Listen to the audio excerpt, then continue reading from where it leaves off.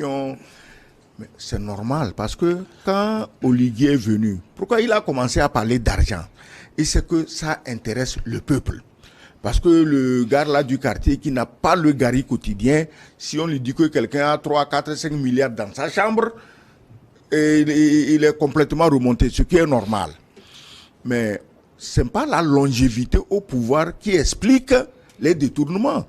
Au Niger, combien on a pris chez Bazoum, combien on a pris chez Koumakoy, combien on a pris chez le fils de Issoufou, c'est des centaines de milliards. En Guinée-Conakry, combien de milliards on a ramassé dans les puisards chez les gens? Pourtant, c'est des pouvoirs qui n'ont même pas encore fait 10 ans. Donc, la corruption, quand elle est dans les gènes des gens, elle est là. Même un jour au pouvoir, tu peux rafler des milliards. Donc, le jeune général est venu, il met l'accent sur la corruption et on dit, ah, est-ce que lui-même, un général, quand même, qu'est-ce que vous voulez qu'il soit affamé? Moi, je ne trouve pas anormal qu'un général ait les moyens de vivre aisément. Surtout, comme vous l'avez dit, il était aide de camp de Bongo. C'est normal.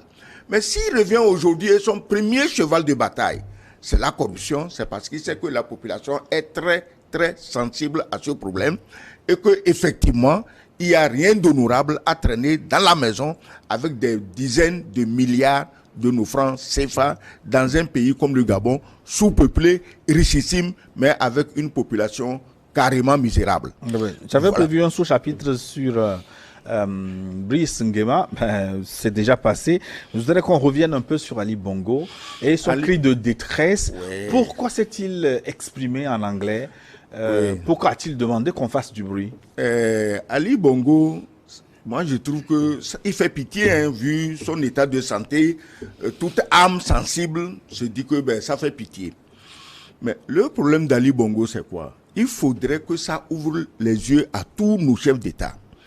Que être ami de la France vous expose aux pires déceptions dans votre vie. Son papa est mort à Barcelone, hein, vous l'avez rappelé ici. Il y a d'autres dirigeants, hein, Mobutu qui est mort quelque part au Maroc.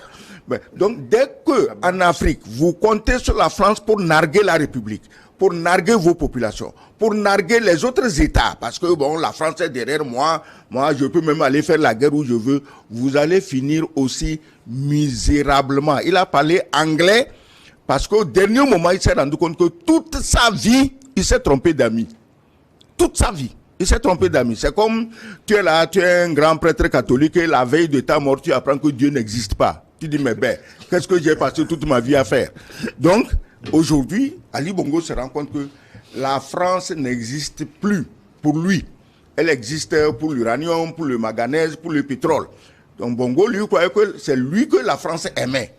La France ne pouvait pas l'aimer. Donc, il faut que ça ouvre les yeux à tous les Africains parce que on est en train de parler des choses qui sont en train de se passer ailleurs sous nos yeux. On nargue toute la planète parce qu'on a le soutien de la France. Ça ne peut pas continuer comme ça. C'est un très bon exemple. Maintenant, il parle anglais. Bon, il doit parler anglais. Il était au Commonwealth et puis c'est un type, je crois que dans sa jeunesse, il voulait même chanter. Je l'ai écouté chanter. Il chantait même en anglais.